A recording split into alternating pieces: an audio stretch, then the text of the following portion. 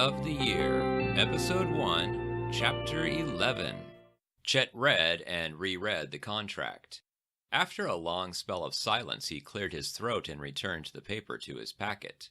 Every few minutes he glanced back at Mr. Pharaoh's window, but the man's head became a permanent obstruction. Chet listened for the engine but heard nothing. He pressed his hand against the bulkhead and felt for vibrations. He felt nothing. An hour passed. Chet felt bored. Just as he decided to give his contract another read, Mr. Pharaoh piped up. "We're approaching the moon," he said. "Can I come see it?" "I think it would be better if you stayed buckled in, for safety." Chet let a moment of silence pass before he asked, "Can you describe it to me?"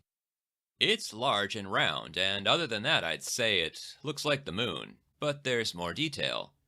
The explanation left Chet unsatisfied. "What about the Sea of Tranquility? Can you see that? Are there any signs of the lunar landings?" Mr. Pharaoh frowned.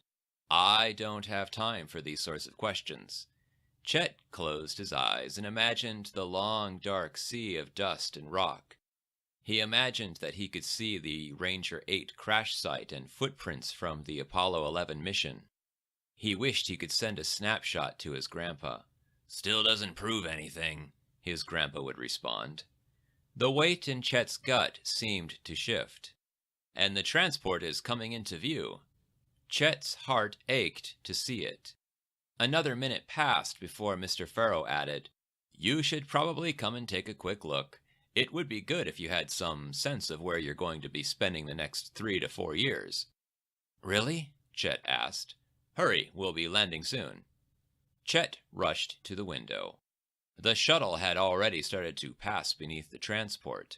The hull stretched over them like a cloudy gray sky, complete with shapes, pits, and shadows.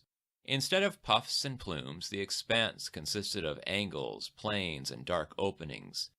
They were moving too fast for Chet to focus on any single detail, but some structures were too prominent to ignore.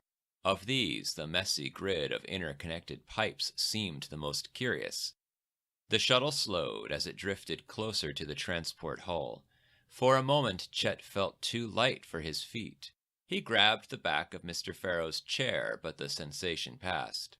The strip of plating above the shuttle turned smooth and began to recede into the hull. "Go sit down," said Mr. Pharaoh. "We're landing." "Yeah," Chet said. He shifted toward his chair, but as he started to move, a surge of gravity yanked him off balance. Chet fell. He landed on his left side. The access token spilled from his hand and bounced across the floor. It disappeared into a gap along the perimeter. "Are you all right? I did warn you," said Mr. Pharaoh. "Once you move inside another ship's gravity field, things can get heavy until your ship's computer has time to adjust. What's wrong?" Chet scrambled to the gap where his access token had vanished. He could see nothing through the narrow opening. Chet crammed his pinky finger inside and fished around for the metal square. "What are you doing?" Mr. Pharaoh asked. "You have no idea what could be down there."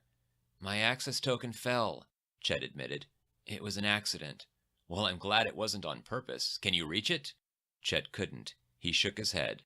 "This is a problem." "Are you sure you can't reach it?" Chet shook his head. "It's just empty down there." "We'll report it as lost and try to get you another, but your access will be limited in the meanwhile." Mr. Pharaoh paused.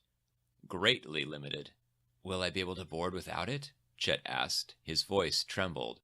"We're using the cargo hangar. Security shouldn't care. If anyone asks, you're here to unload cargo. Let's hope it won't take long to get you another access token." "Okay," Chet said. Both the problem and the solution made him uneasy. "Well, isn't there a panel we could open that would give us access?" "Do you want to be the one stuck with the bill if we manage to break something while figuring out how to take the shuttle apart? We can't afford those kinds of mistakes. We're in this for the future of the company. Any mistake that costs money is a mistake we need to avoid." Chet abandoned his access token and glanced through the window on the way to his seat. "Oh, we landed," he noted. "While you were fiddling about, yes." The hatch hissed and glided open. Get your things. We're going straight to work, and we'll have to do this fast before anyone stops to ask us questions." "Okay," Chet said. Chet shoved his underwear and toothbrush inside his packet and followed Mr. Pharaoh toward the hatch. His heart pounded as he anticipated his first alien encounter. "Greetings from South Dakota," Chet had always imagined himself saying. He supposed his actual first words would be, "I'm just here to unload," which would have less emotional impact when people read his memoirs. Mr. Pharaoh exited the shuttle. Chet took a deep breath and followed.